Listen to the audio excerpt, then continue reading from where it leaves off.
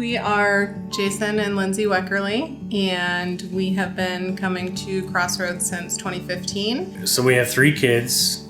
Jaden is 12, Grace 9, and Ava 6.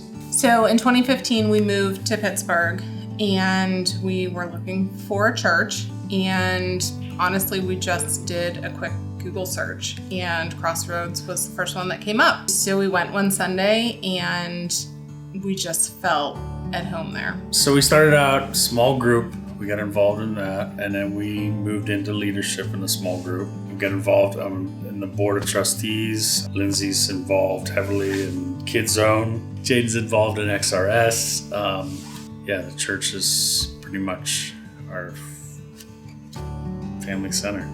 For the first couple of years after we moved here, Jason was going to school, and he wasn't working full time. He was caring for the kids. So I finished school. I was looking for the job that I went to school for. I ended up settling with just a regular maintenance job. That turned into the job I was looking for, a job that I've been paid more than I've ever been paid. It looked like the dream job. About 6 months later, the job basically didn't turn out to be what it was all cracked up to be.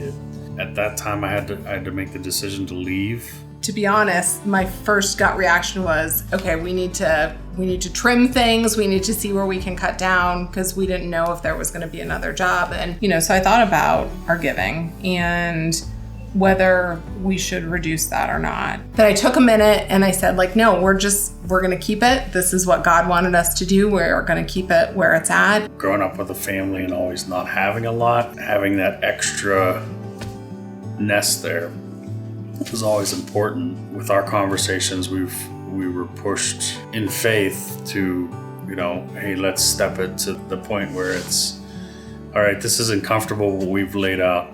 He has more in store with that than we do. God has still provided. And, Jason is operating his own company now, and it's not steady income, and it's scary to think about that, it's not the steady paycheck from before, but God is still providing like he always has. God has given us so much.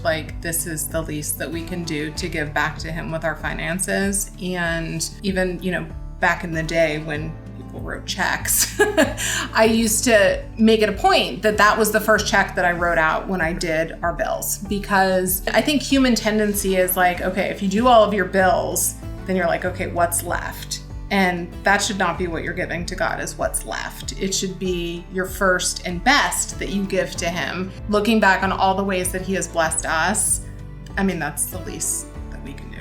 Our investment into Crossroads is essentially an investment into our children. Our kids are involved in Kids Zone and Kids XP and XRS, and just seeing how their faith has grown, I'm in awe that my kids pray out loud. It took me until I was in my 30s to feel even remotely comfortable praying out loud. With our small group, we all raise our kids together.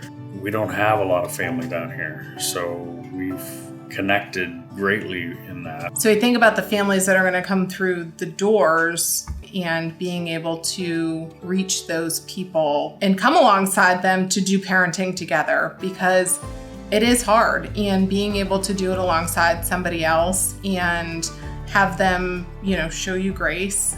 It makes all the difference in the world for the kids too. I feel like investing in the church is investing in our kids, just developing their relationship with Jesus.